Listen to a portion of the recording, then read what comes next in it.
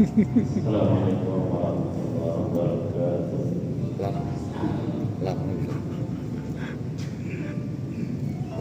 Alhamdulillah nahmaduhu wa nasta'inuhu wa nastaghfiruh wa na'udzu billahi min shururi anfusina wa min sayyiati a'malina may yahdihillahu fala mudilla lahu wa may yudlil fala hadiya lahu.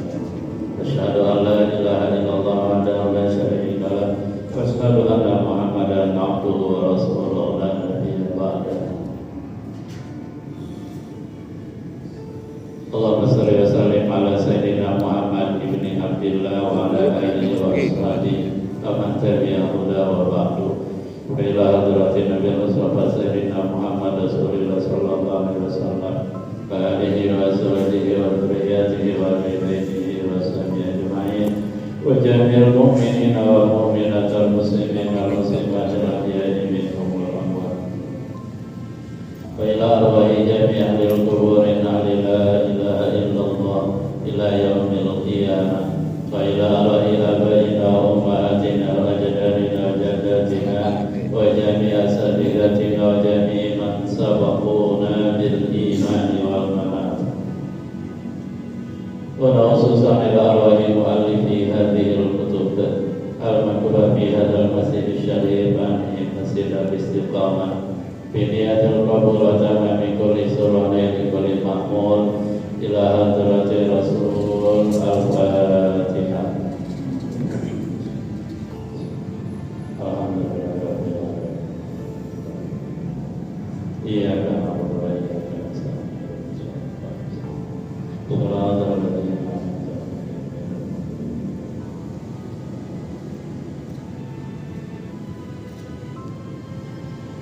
Bapak jamaah masjid Jami'ah Istiqamah Rasulullah Ta'ala, sholat kembali kita akan mudzakarah bicara barang-barang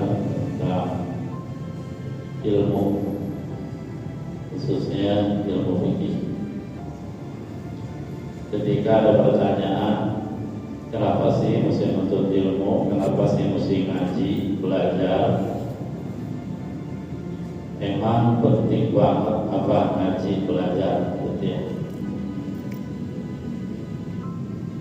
Kenapa? Karena kalau kita lihat kebanyakan ya, juga semuanya orang sekarang, masyarakat dengan urusannya karena udah terlalu pusing, sehingga seringkali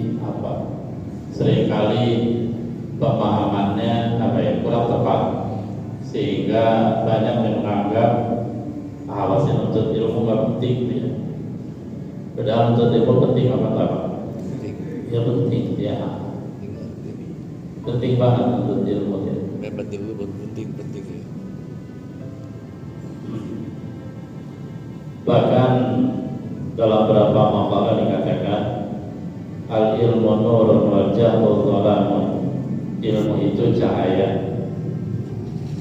Dengan adanya ilmu, perjalanan seorang di muka bumi ini, di dunia ini, itu diumpamakan seperti dia berjalan di malam yang gelap dan dia membawa cahaya, bawa obor, bawa lampu, sehingga terang jalan baginya. Dia tahu mana jalan mulus, jalan banyak lubang, jalan banyak duri. Dia tahu mana jalan yang datar, mana jurang, sehingga dia bisa selamat. Kenapa? Karena diterangi dengan ilmunya. Kata ilmu ini gak boleh haram, judi, berzina. Akhirnya dia nggak stop, itu dia. Dia tahu ini sholat 5 waktu wajib, puasa wajib. Akhirnya dia melakukan sholat dan puasa. Itu kalau ada ilmu ya. Tetapi orang yang tidak ada ilmunya, diibarat orang yang berjalan di kegelapan, gelap banget Pak, lampu mati, bulan nggak ada di malam hari ya. Sehingga di depannya dia nggak tahu jalanan, mana jalan yang lurus, mana jalan yang belok-belok, mana jalan yang banyak lubangnya, mana jurang, mana ngarai, mana jalan yang menyebabkan dia selamat. Dia nggak lihat, harus gelap ya. Orang yang kayak gini kira-kira selamat apa celaka? Celaka. Ya. Kenapa? Karena dalam hidupnya dia nggak paham mana halal, mana haram, mana boleh, mana enggak, mana wajib, mana haram. Dia nggak paham, pelak semuanya dia. Bisa jadi yang wajib dia nggak kerjain, yang haram dia langgar. Sangat cepet. Jadi ilmu tertimpa. Bahkan dikatakan ulama mengatakan qiwamud dunya di arba'ah, tegaknya stabilnya kehidupan di dunia dalam bentuk apapun itu ya, dalam bentuk KRT-an, KRW-an, sebuah masyarakat, sebuah petamatian, sebuah kerajaan, sebuah negara, sebuah apalagi, sebuah lain-lainnya. Kehidupannya bisa stabil, tegak, maju, makmur, kembali Pak Jinawi. Tapi bukan Jinawi, ada yang seperti ya. Kalau terpenuhi 4 hal, enak tuh baik juga. Kalau terpenuhi 4 hal, pertama apa? Adul umaro, adilnya para pemimpin. Ini beneran itu dia, artinya logikanya masuk. Yang kedua apa? Wa ilmul ulama, ilmunya para ulama. Jadi ulama ngejelasin ini halal, ini haram, ini begini, dan masyarakat pakai. Bahkan ulama menjelaskan kepada pemerintah di Afwan, karena kan rata-rata pemerintah pejabat ngerti urusan agama enggak dia ngertinya urusan dunia. Ulama ngejelasin kepada pemerintah ini halal, ini haram, dan seterusnya. Kemudian pemerintah melaksanakan nasihat dan arahan ulama. Cakap itu betul. Nah, kalau ini cak-cak ya cak-cak. Ya. Yang ketiga apa? Wa du'aul fuqara, doanya orang-orang yang fakir, orang-orang yang miskin. Terakhir, wasaqawatul aghniya, dermawan orang kaya. Orang kaya itu ya membantu orang yang nggak mampu, tangga-tangganya, pokoknya orang yang nggak mampu dibantu gitu ya. Kan orang yang nggak mampu nanti jadi senang, jadi ngedoain.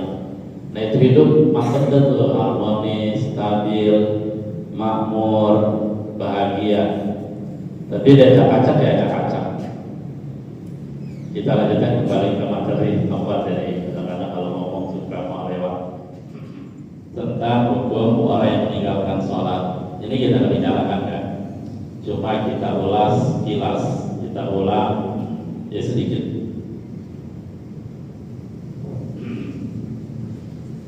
Ada orang Islam,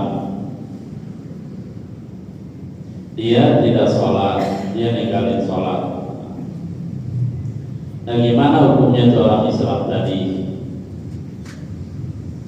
Dan apa hukuman yang harus diberikan kepadanya biar dia sholat? Karena sholat penting ya. Cuma ketika masyarakat tidak paham sholat penting atau kepusingan, kebingungan dengan problematika kehidupan, seringkali orang nggak ngapain sholat. Sholat juga nggak kaya, dan ini betul Pak. Bahkan banyak dari antara mereka bilang nanti kita baru sholat, ekonomi udah stabil, ya seperti itu ternyata. Bagaimana hukumnya orang Islam yang dia meninggalkan sholat? Ulama beda pendapat. Kenapa beda pendapat? Karena zaman Nabi tidak ada hadis yang tegas. Maksudnya tidak ada hadis misalnya orang ninggalin sholat. Kalau Nabi memakai kelembutan, nggak ada hadis. Oh dia ninggalin sholat bunuh, gitu ya. Sehingga para ulama menyimpulkan hukum dari dalil-dalil yang dari yang umum atau bahasa lainnya, dari dalil-dalil yang umum, yang universal, gitu. Di antaranya adalah Alhamdulillah di bainana wa bainahum as-shalah wa man taraka faqad kafara. Perbedaan antara kita dan antara mereka orang-orang kafir adalah sholat. Faman taraka faqad kafara.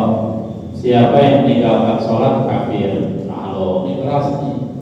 zahir hadisnya kafir ya. Zahir hadis para akhiriyah yang dipahami dari hadis tadi kafir, yaitu melihat zahir hadis. Dan ulama dalam memahami hadis tadi beda pendapat. Apa nih kira-kira yang dimaksudkan Nabi kafir ini ya? Apakah dia kafir telah keluar dari Islam, murtad, atau dia kafir dalam arti kufur nikmat? Kufur nikmat, tidak mau mensyukuri nikmat Allah dengan cara salah satunya sholat, itu dia. Nah, kemudian ulama juga nanti memandang dia tinggalin sholat tadi karena sengaja, karena malas, sehingga dia malas sholat. Nah itu hukumnya beda dengan orang Islam yang dia tinggalin sholat, kemudian dia nggak percaya sholat itu wajib. Wah, sholat nggak wajib, bohong. Nah itu beda jadinya bermasalah. Lagi dan lagi dalam hal ini ya, yang kita pahami, kita harus kembali kepada pendapat ulama. Kan begini, Bapak, Ibu dan semuanya, kalau ada Ibu, kalau ada Ibu mah juga nggak apa-apa dah, cacing apa deh. Al-Quran Allah turunkan itu kan global, garis besar, lalu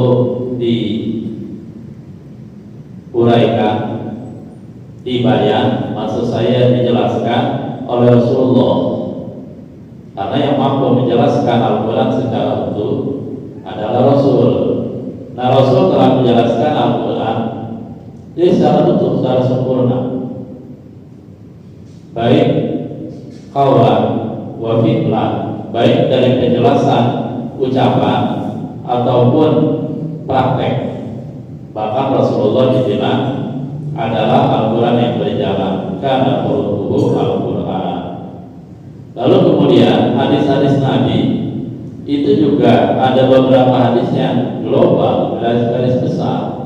Nah siapa yang menjelaskan hadis Nabi? Ya tentu yang pakarnya, yang bisa, yang punya ilmunya. Siapa mereka? Para ulama. Ya masa iya sih hadis Nabi ini siapa bebas bilang siapa? Maka umat Islam, orang Islam yang ninggalin sholat. Saya baca ulang apa-apa untuk mengingatnya. Ya saya juga suka lupa mawajah ya.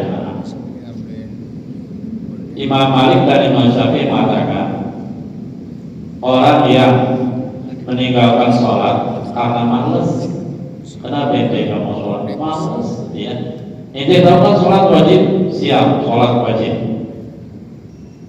Nah orang yang malas kayak begini, dia disuruh tobat, jangan ninggalin sholat. Sholat zuhur misalkan yang ditinggalkan, kerjakan. Jangan sampai lewat waktu maghrib gitu. Nah kalau dia tidak kerjakan, Imam Malik Syafi'i, nah, dia boleh dibunuh. Wah kejam gitu dia. Bukan kejebak, ini tegas. Pada akhirnya nanti kalau orang tegas dan juga sebagai apa istilahnya itu pelajaran buat yang lain. Nanti kan pada akhirnya semuanya sholat semua Pak. Kalau semuanya sholat semua, ya sudah berlakulah firman Allah, walau anna alal qura amanu wattaqaw la fatahna alaihim barakatin minas samai wal ard walakin kadzabu. Seandainya, kalau seandainya terjadi apa? Enggak.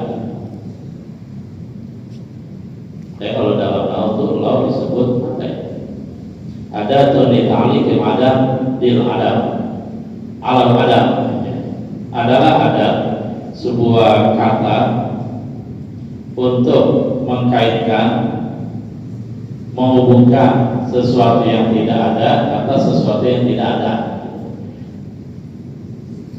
Kita kembali ke ayat tadi ya.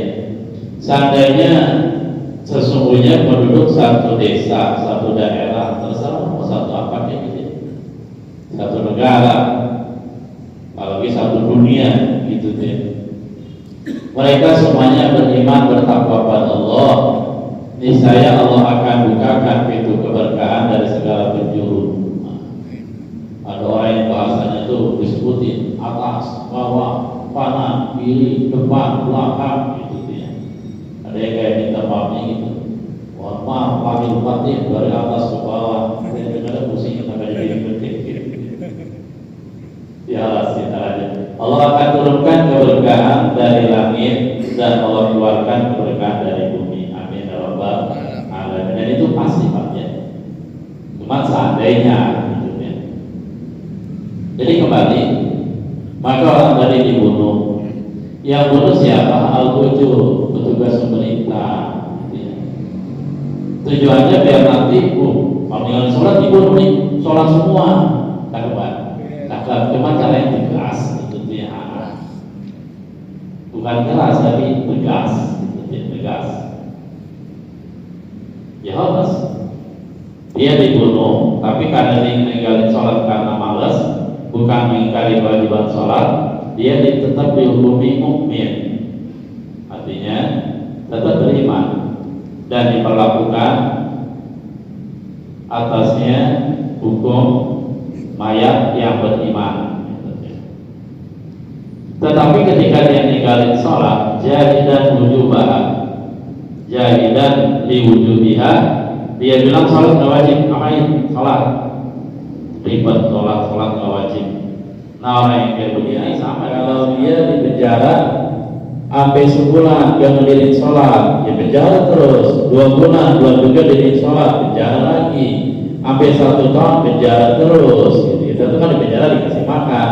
Makanya sebaik sekali ketika di penjara dia diajarin sholat, diajarin haji, cakap apa harus kalian kalau perlu sekalian zikir, torikot lah gitu ya. Mungkin ada kali kita nggak tahu ya di penjara yang para narapidana ikuti torikot ada mungkin ya.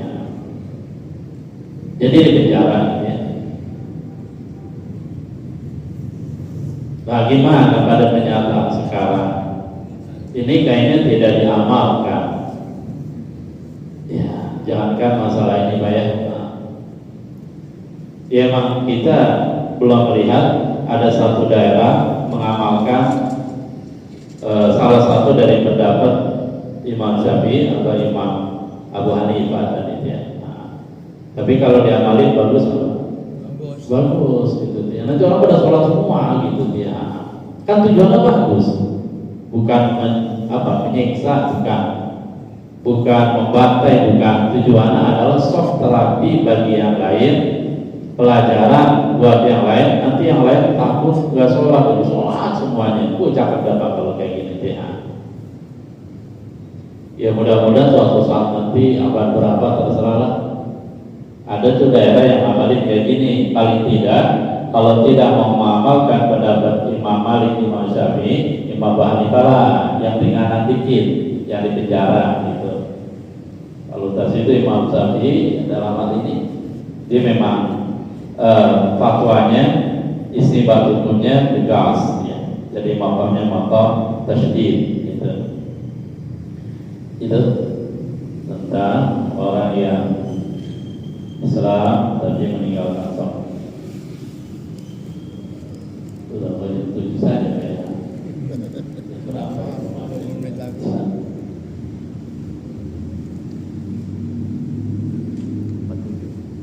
Sedikit. Mereka saya 12 berapa? Mereka saya waktu berapa 10 menit mungkin ada perlu yang ada yang perlu didapati. Silakan. Secara umum saja sekarang Togo mengambil upah, dapat amplop, muadzin dapat amplop. Pergi nggak dengar. Allahu Akbar dan seterusnya. Selesai adzan di saat ini ya. Ini amplop nih gitu ya. Dibuka. Ini gak usah ngomongin dalamnya deh. Dapat amplop dan amplopnya ada isinya, bukan amplop kosong gitu ya. Amplop kosong namanya ngelerek gitu. Ya artinya itu secara hukum boleh enggak. Wong adzan kok manggil orang sholat, wong ibadah kok manggil orang sholat, pakai dikasih amplop boleh nggak ngambil tuh amplop gitu kayaknya. Kalau zaman dulu, ini permasalahannya maksud saya agak panjang sebenarnya, tapi untuk malam hari ini singkat aja dulu kayaknya. Kalau zaman dulu, ya orang yang akan di mesin pada terima amplop apa enggak, itu dia. Dan seterusnya, gimana hukumnya? Kita lihat.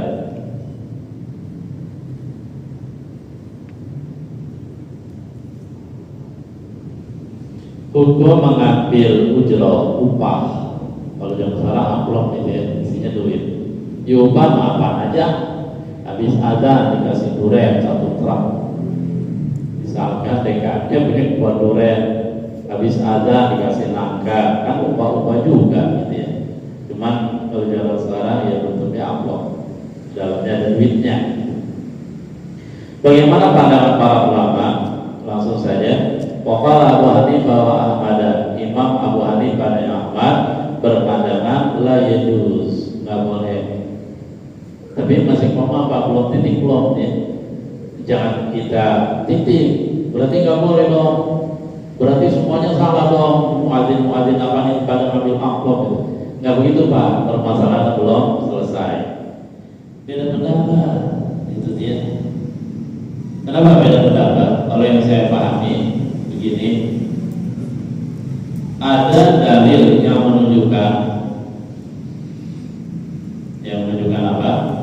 Bahwa ketika ya azan, ketika dakwah, jangan ambil amplop. Dalilnya ittabi'u man la yas'alukum ajra wa hum muhtadun.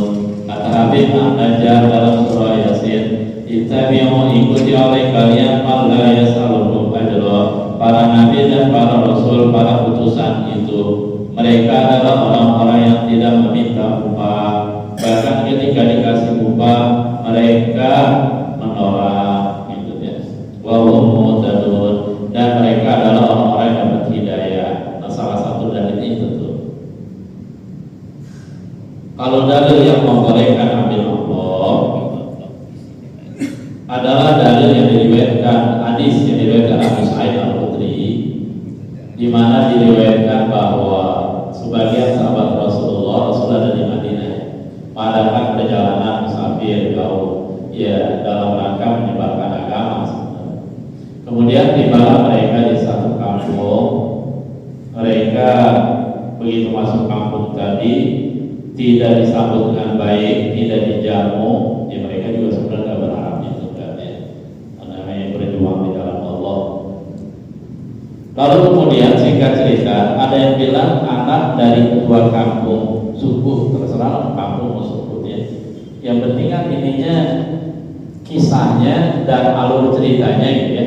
Bukan siapa tokohnya gitu.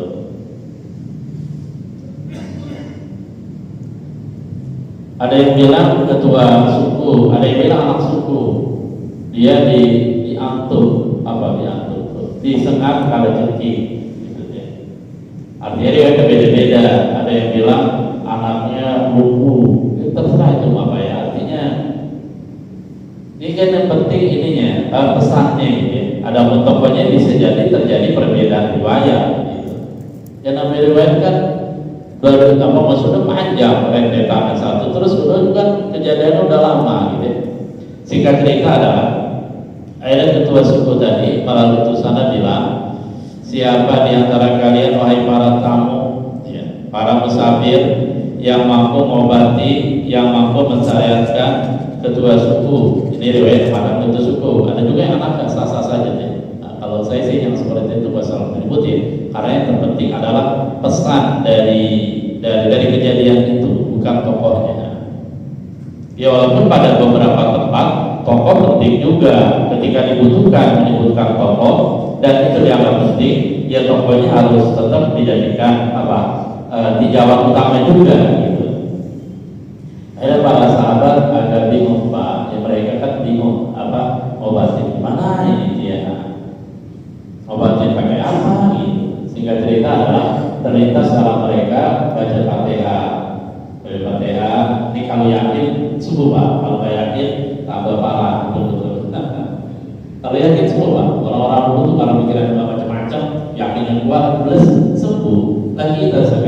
Jawaban kita baca Fatihah, kemudian kita tiup di air, kita sembur tanpa borokan. Betul.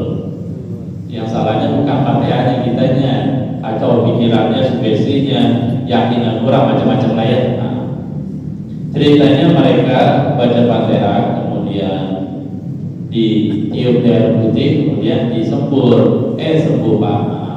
Ada saking gembiranya itu kepala suku, dia menghadiahkan kambing. Ini juga ada yang berbeda. Saya baca Fatihah, kita di air, kemudian kita tiup sembuh, kita dikasih kambing, rupanya kambing. Boleh apa enggak kalau kayak gini ya, gitu. Nah, akhirnya singkat cerita begitu mereka sampai di Madinah, mereka nanya, cerita ya Rasulullah, bla kita makan kambing guling, dikasih sebagai ujrah atau hadiah, terasa itu tuan rumah yang kasih ya, tapi yang kasih sebagai ujrah. Nah, boleh nggak ya Rasulullah? Kita kan kalau mereka baca Fatihah ya, kita dalam rangka dakwah ingin menunjukkan kebesaran Allah. Ada kata Rasul, mana masih ada sisa kambingnya. Kalau masih sisa saya juga mau, gitu begitu riwayatnya. Bagi dong, gitu. Artinya menunjukkan itu boleh, gitu. Nah, jalan ceritanya bukan jalan cerita nanti pemecahannya yang betul gimana? Nanti kembalikan ke makomanya Pak, kedudukannya, kekuatan keimanan. Kalau sudah bisa mencontoh Rasulullah dan para nabi, dan seandainya dia dikasih amplop dia tidak terima, itu tidak membuat hati gerendah, tidak memprotes dia pada saat katakanlah dalam kehidupannya dia tetap menderita, tetapi dia tetap ikhlas qanaah kepada Allah, ya silakan jalani, jangan diambil amplopnya. Tapi kalau seandainya misalkan tinjauannya adalah, oh saya butuh ini, apalagi anak saya ada 12, gitu ya. Artinya memang satu kebutuhan dan dia tidak berniat mencari satu, terus kemudian juga tidak berniat itu sebagai imbalan dari adannya dan seterusnya, ya nggak apa-apa, silakan. Itu biasanya iman masih kurang dikit, imannya belum setebal iman para tasawuf, para sahabat, dan iman para nabi. Itu kesimpulan. Masih ada waktu beberapa menit. Alasan yang mengatakan tidak boleh mengambil amplop. Kalau diklar dan ulama. Jadi ini masalah-masalah khilafiyah Bapak jamaah, jangan gede-gede jangan. Biarlah. Ini mengambil itu silakan. Ini masalah khilafiyah ya. Jadi mengambil pendapat itu silakan, gitu dan seterusnya. Artinya jangan, wah salah begitu, azan berlima amplop. Orang kayak saya nih, saya mah karena Allah. Anda azan muntasiban lillah, berharap pahala kepada Allah. Jangan, kita usul-usulan aja di sini. Dan kan memang beda, ada yang nggak bolehin, ada yang membolehkan. Alasan yang mengatakan tidak boleh karena ada azan itu zikir dan juga Quran. Masa ibadah dikasih amplop mau, itu dia. Jadi seperti itu.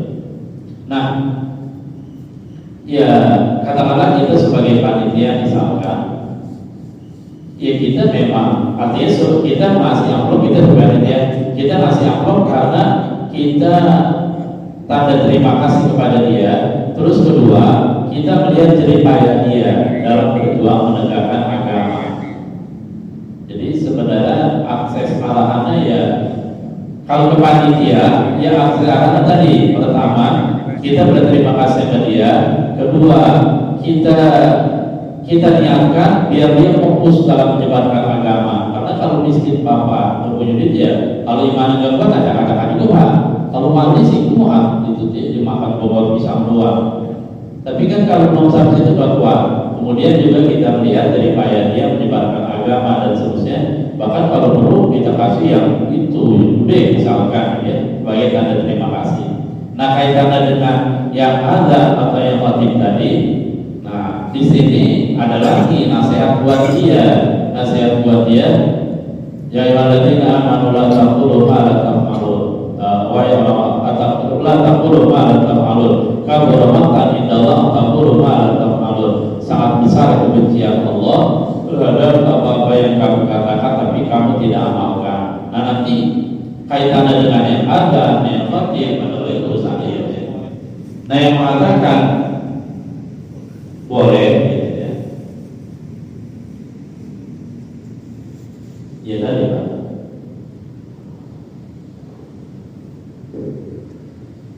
Wajul awal kembali, wajul awal minta, wajul sani minta. Kalau tidak lakukan, berarti yang pertama, Jadi boleh. ya pokoknya alasannya kayak tadi aja itu banyak. Jika kita ulang lagi hal-hal yang seperti itu. Wajul awal minal masal kalau ada menjadi sahabat dari wajul awal itu adalah ujrah ala syekh minal wajibat. Wajul tani kamu amalan tarjah masalah kaum muslimin. Jadi alasan yang pertama yang membolehkan itu syiar Islam. Kalau alasan tidak membolehkan itu kan ibadah yang sudah menjadi tugas itu aja intinya salah. Mungkin ada yang mau ditanya silakan. Jadi kalau kita ulang kembali, karena mau teruslah jadi saya ngomong ya. Tentu tadi dari apa? Dari Serang ada beberapa hari kemarin ikut kafilah masyarakat acara NTG nasional apa NTG Provinsi Banten. Jadi silakan dengan ada yang anggapi atau tanya. Assalamualaikum warahmatullahi wabarakatuh. Waalaikumsalam. Mohon izin Yai, mau tanya Yai. Saya punya teman Yai. Sedang susah ini sholatnya rajin ya. Sedang susah itu sholatnya rajin. Sholatnya rajin, sedang susah. Sedang susah itu sholatnya rajin. Mohon kepada Allah sholat tahajudnya rajin. Begitu susah, begitu sukses, itu lupa sholatnya Yai. Lupa sholatnya dia. Gimana itu? Termasuk orang kafir gitu Yai. Mohon penjelasannya. Terima kasih. Assalamualaikum warahmatullahi wabarakatuh. Kalau bicara kafir atau tergantung dia mensikapinya tadi. Kalau dia memang karena malas atau tapi dia tetap meyakini sholat itu wajib, nah, berarti tidak kafir kan? Ya. Itu secara kafir atau tidak. Tetapi ketika dia menganggap dia mengingkari kewajiban sholat, nah sholat tidak wajib, dia kafir gitu. Tapi kalau alasan dia masih terlalu sibuk, tapi dia tetap yakin sholat itu wajib, nggak kafir. Dan memang rata-rata manusia seperti dia. Kita juga bisa jadi, betul. Lagi miskin nih, lagi apa? Lagi elit, ekonomi sulit. Miskin papa, kafir mama, rajin ibadah, bahkan rajin doa, rajin tahajud. Begitu kaya aja dia lupa tinggalin itu semua. Tapi selama dia meyakini sholat itu wajib, enggak hukumnya enggak kafir. Jadi cuma kalau bicara tadi mazhab Syafi'iyah dibunuh, kalau mazhab Hanifah di penjara. Saya ingat sebuah hadis ya. Itu juga tadi ada umumnya kita tuh kalau lagi senang lupa sama Allah, lagi merasa butuh sama Allah betul. Kalau lagi banyak, apa ya butuh saya butuh sama Allah, saya banyak, saya sehat dan seterusnya. Sehingga bangun ibadah. Nanti begitu jatuh miskin, kaya dan sulit baru ibadah. Itu ada dalam hadis mengatakan, kata malaikat minggu, itu mana aja. Waktu senang aja kaya, lupa sama Allah. Begitu miskin, ingat sama Allah. Tapi itu sisi negatifnya. Sisi positifnya bagus. Dia kembali ke Allah daripada kembali ke gunung Kawi, betul. Itu sisi ada. Jadi melihat beberapa sisinya. Jadi kesimpulan itu ya, secara hukum selama dia tetap meyakini sholat itu wajib, dia nggak kafir. Cuma mungkin pasif nantinya. Mungkin tapi pasif karena kalau sholat. Tetapi ketika dia menganggap sholat itu adalah wajib, ya sudah kafir. Adapun cara mengkotornya adalah, ya kalau saya memahami lebih cenderung kepada nyicil bayangin 10 tahun sholat sehari 5 kali, jangan 10 tahun dan 1 tahun. Kalau dia kotornya berurutan, dia mati. Belum mati kafian. Ya, artinya yang tidak setiap kali dia habis sholat zuhur, dia sholat lagi sekali niatin foto. Berarti selama 10 tahun tuh, itu kan prediksi kan ini, perkiraan. Jadi seperti itu.